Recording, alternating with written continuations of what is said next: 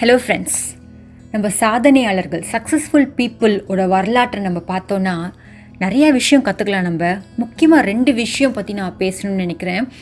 ஒன்று அவங்களுக்கு பொறுமையாக அவங்க இலக்கை நோக்கி அவங்க அவங்களோட பயணம் தொடர்ந்துகிட்டே இருக்கும். பேஷன்ஸ் கண்டிப்பாக முக்கியம் அப்படின்னு அவங்க உணர்ந்திருக்காங்க. செகண்ட் விடாமுயற்சி.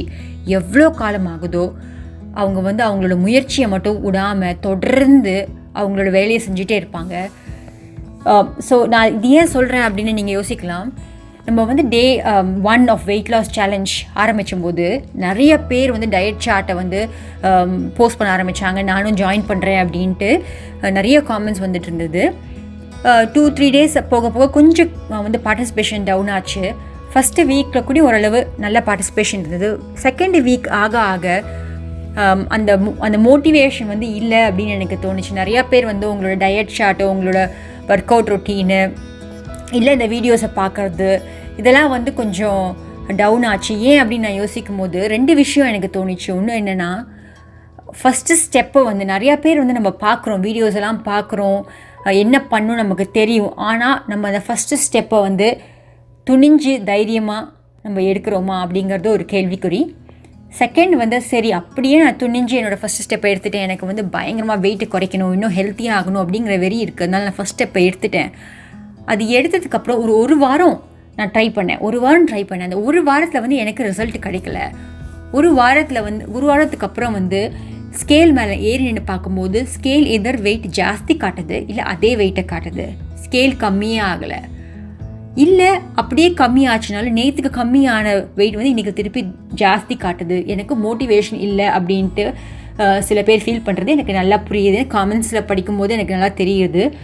ஸோ இது ஃபஸ்ட்டு ஸ்டெப்பை நீங்கள் எடுக்காமல் இருக்கிறீங்களோ, இல்லை நீங்கள் எடுத்த ஃபஸ்ட்டு ஸ்டெப்பு உங்களுக்கு ஃபஸ்ட் வீக்கில் முயற்சி உங்களோட முயற்சி அதுக்கு எந்த பலனும் கிடைக்கல அப்படின்னு நீங்கள் ஃபீல் பண்ணுறீங்களோ, எதனாலன்னு தெரியல, பார்ட்டிசிபேஷன் கம்மி ஆயிடுச்சு இந்த வெயிட் லாஸ் சேலஞ்சில். ஸோ அதனால தான் இந்த சக்ஸஸ்ஃபுல் பீப்புளோட ஹிஸ்ட்ரியை பற்றி நான் பேசினேன். என்னென்னா 2 விஷயம் நமக்கு ரொம்ப ரொம்ப முக்கியம். ஒன்று பொறுமை. பேஷன்ஸ் கண்டிப்பாக நமக்கு முக்கியம். நமக்கு பேஷன்ஸ் இல்லைன்னா நம்ம வாழ்க்கையில் நமக்கு அது சொல்லி கொடுத்துரும். வாழ்க்கைங்கிற ஒரு அழகான பாடம் நமக்கு சொல்லி கொடுத்துரும். பேஷன்ஸ் ரொம்ப முக்கியம் அப்படின்ட்டு. செகண்ட் விடாமுயற்சி. வெயிட் நமக்கு ஏறினது நேத்திக்கோ இன்னிக்கோ இல்லை, வருஷக்கணக்காக மாதக்கணக்காக ஏறின வெயிட் தான். ப்ரெக்னென்சிங்கிற ஒரு விஷயம் எடுத்துக்கிட்டிங்கன்னா 10 மாதம் நம்ம குழந்தைய சுமக்கிறோம். அப்போது த்ரூ அவுட் த 10 months நம்ம பாடி ஒரு விஷயத்துக்கு தயாராகிட்டு தான் வெயிட் போடுது. ஸோ அந்த வெயிட்டை ஒரு நாள்லேயோ ஒரு வாரத்துலேயோ ஒரு மாதத்துலேயோ அத்தனையும் நம்ம குறைக்கணும் அப்படின்னு நினைக்கிறது ஒரு சாத்தியமாக இருக்கலாம். சில பேருக்கு இம்மீடியட்டாக ரிசல்ட் கிடைக்கலாம். ஆனால் அது எவ்வளோ தூரம் சஸ்டெயினபிளாக லாங் டேர்ம் ரிசல்ட்டாக இருக்கும் அப்படின்னு எனக்கு தெரியாது. ஆனால் நிறையா பேர் இம்மீடியட்டாக ஒரு நாளையில் 1 கிலோ குறைக்கணும், இல்லை ஒரு வாரத்தில் 5 கிலோ 10 கிலோ குறைக்கணும் அப்படின்னு நிறையா பேர் ஆசைப்படுற மாதிரி எனக்கு தோணுது. என்னை பொறுத்த வரைக்கும் அது ஒர்க் அவுட்டே ஆகாதுன்னு நான் சொல்லுவேன். என் கேஸில் அது கண்டிப்பாக ஒர்க் அவுட் ஆகலை. எனக்கு ஃபஸ்ட்டு 1 or 2 months ஸ்கேல் கம்மியாக காமிச்சாலும் எனக்கு ஃபிசிக்கலாக எனக்கு ரிசல்ட் தெரியல. போக 2-3 months ஆக கொஞ்சம் கொஞ்சமாக வெளியில் தெரிய ஆரம்பிச்சுது. நான் எடை குறையிறேங்கிறது ஒரு 3 months அப்புறம் கொஞ்சம் தெரிய ஆரம்பிச்சுது. 6 months கழிச்சு நல்ல டிஃப்ரென்ஸ் தெரிஞ்சுது. அதே 10 months அப்புறம் இன்னும் நல்ல டிஃப்ரென்ஸ் தெரிஞ்சுது. ஸோ ஒரு வாரத்துலேயோ இல்லை 2 வாரத்துலேயோ ரிசல்ட் தெரியல, ஸ்கேல்லையோ தெரியல, இல்லை ஃபிசிக்கலாக தெரியல அப்படின்ட்டு ஃபீல் பண்ணாதீங்க. பொறுமை ரொம்ப முக்கியம். Patience is very very important.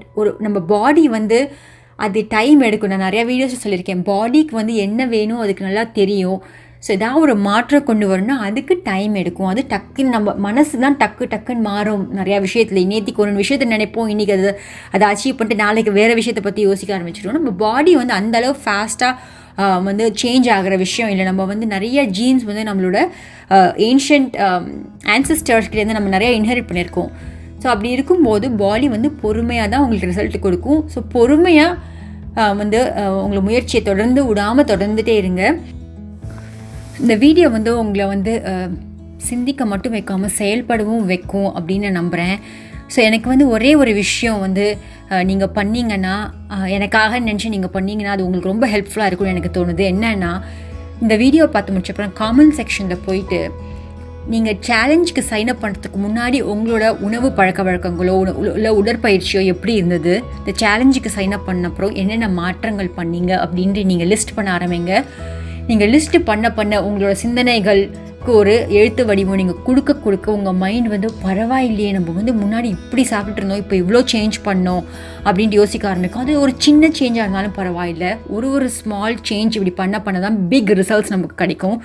So என்ன சேஞ்ச் பண்ணாலும் மறக்காமல் காமெண்ட்ஸில் போயிட்டு நான் வந்து 19 டேஸ்க்கு முன்னாடி நான் இப்படி பண்ணிகிட்டு இருந்தேன், இது சாப்பிட்டுட்டு இருந்தேன், 19 டேஸ்க்கு அப்புறம் வந்து என்னோடய உணவு பழக்க வழக்கங்கள் நான் இந்த சேஞ்ச் கொண்டு வந்தேன், இல்லை இன்னும் கொஞ்சம் உடற்பயிற்சி ஜாஸ்தி பண்ணேன் அப்படிங்கிற உங்களோட எஃபர்ட் எல்லாம் வந்து போய் காமெண்ட் செக்ஷனை மறக்காமல் பதிவு பண்ணுங்கள். அதை நீங்கள் பதிவு பண்ண உங்களுக்கே ஒரு தன்னம்பிக்கை வரும், ஒரு மோட்டிவேஷன் வரும். இந்த மாதிரி ஒரு ஸ்மால் சேஞ்ச் நம்ம எடுத்திருக்கோம், இதே மாதிரி சின்ன சேஞ்சஸ் நம்ம எடுக்க நமக்கு ரிசல்ட் கிடைக்குங்கிற ஒரு மோட்டிவேஷன் வரும்.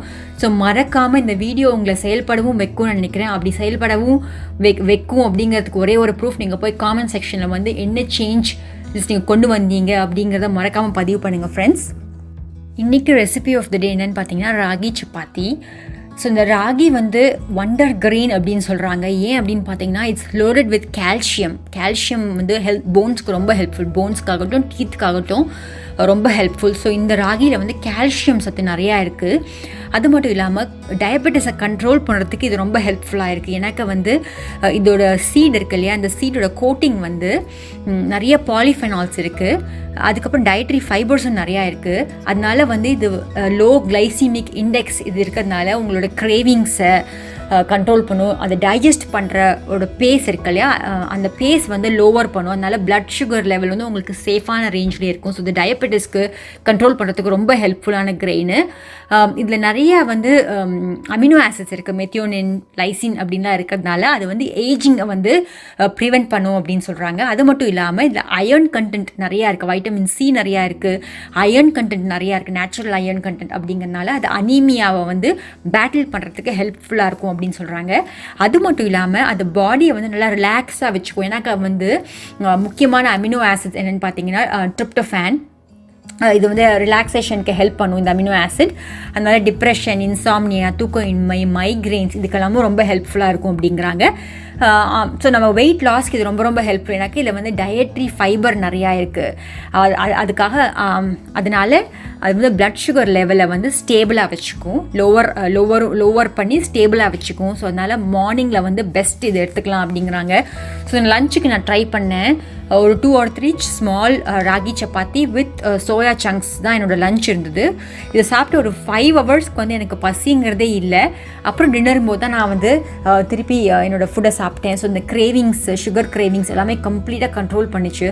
ஸோ நீங்கள் வந்து உங்களோட டயட் பிளானில் வந்து ராகியை வந்து பிரேக்ஃபாஸ்ட்க்கோ லஞ்சுக்கோ நீங்கள் எடுத்துக்கலாம்.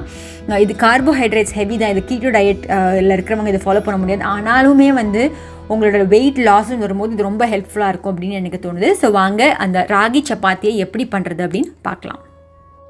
ஸோ ஃபஸ்ட்டு வந்து நான் என்ன பண்ணேன்னா வாட்டரை நல்லா பாயில் பண்ணிட்டேன். ஸோ இப்போ நான் வந்து இங்கே ஆக்சுவலி என் ஃபுல் ஃபேமிலிக்கும் நான் பண்ணுறதுனால 3.5 கப்ஸ் ஆஃப் ராகி ஃப்ளார் எடுத்துக்கிட்டேன். ஸோ 3.5 கப்ஸ் ஆஃப் ராகி ஃப்ளாருக்கு 3.5 கப்ஸ் ஆஃப் வாட்டர். ஸோ 1:1 ரேஷியோவில் இது ரொம்ப முக்கியம். இந்த வாட்டர் குவான்டிட்டி வந்து ரொம்ப முக்கியம் இந்த ராகி சப்பாத்திக்கு. ஸோ 1:1 ரேஷியோவில் நான் என்ன பண்ணேன், வாட்டரை ஃபஸ்ட் நல்லா கொதிக்க விட்டேன், சால்ட் ஆட் பண்ணி. ஸோ கொதிக்க விட்டப்பறம் நல்லா தளன்னு கொதிக்கணும், லேசாக வந்து கொதிச்சா போகிறதுனால தளன்னு வாட்டர் கொதிக்க ஆரம்பித்ததுக்கப்புறம் நான் ராகி மாவை போட்டு நல்லா களி மாதிரி நான் நல்லா கிண்டி எடுத்துட்டேன். கிண்டி இன்னொரு பாத்திரத்தை ட்ரான்ஸ்ஃபர் பண்ணிவிட்டு கொஞ்சம் அது கூல் டவுன் ஆனதுக்கப்புறம் நல்லா வந்து அழகாக அதுவே வந்து நீங்கள் அந்த ஹாட் வாட்டரில் நான் ராகி மாவை போட்டு பிசையும் போது அது ஏற்கனவே வந்து வெந்து போய்டுறது. ஸோ அதனால் வெந்து அழகாக நல்லா ஒரு பிசைகிற கன்சிஸ்டன்சிக்கு அழகாக வந்தது. ஸோ இங்கே பார்த்தீங்கன்னா அழகாக பால்ஸாக நல்லா பண்ணி வச்சுருக்கேன். ஸோ இந்த பால்ஸ் கொஞ்சம் ஆறினதுக்கப்புறம் நார்மல் நம்ம சப்பாத்தி எப்படி இடுவோமோ அதே மாதிரி தான். ஆனால் என்ன ராகி ஃப்ளார் சப்பாத்தி இடுறதுக்கும் இந்த ராகி ஃப்ளார் தான் யூஸ் பண்ணேன். ஸோ ராகி ஃப்ளாரை தொட்டு சப்பாத்தி எப்படி இடுவோமோ அதே மாதிரி இட்டு போட்டு எடுத்து நல்லா ஒப்பிச்சு அழகாக வந்தது. சப்பாத்தி எப்படி நல்லா ஒப்புமோ அதே மாதிரி இதுவும் அழகாக ஒப்பி வந்தது. ஸோ ஏற்கனவே அது வெந்துருக்கிறதுனால அது அவ்வளோ ஜாஸ்தி ரொம்ப நேரம் அடுப்பில் வைக்க வேணாம். இப்போ நல்லா ஒப்பினதுக்கப்புறம் நீங்கள் வந்து வேணும்னா எண்ணெய் ஊற்றிக்கலாம். அது எண்ணெய் ஊற்றணுங்கிற அவசியமே இல்லை. ஸோ இதுதான் என்னோடய லஞ்சுக்கு நான் சாப்பிட்டேன். இந்த சோயா சங்க்ஸ் வந்து ரொம்ப soya is high in protein. So இந்த சோயாவோட இந்த லோ கிளைசிமிக் இண்டெக்ஸ் ராகி வந்து ரொம்ப உங்களுக்கு ஹெல்ப்ஃபுல்லாக இருக்கும்னு தோணுது வெயிட் லாஸ் ஜேர்னியில். ஏன்னாக்கா உங்களோட அதுக்கப்புறம் நீங்கள் சாப்பிட்ற குவான்டிட்டி ஆஃப் ஃபுட் எல்லாத்தையும் இது கண்ட்ரோல் பண்ணுது. ஸோ இதை ட்ரை பண்ணி பாருங்கள் உங்கள் லஞ்சுக்கு.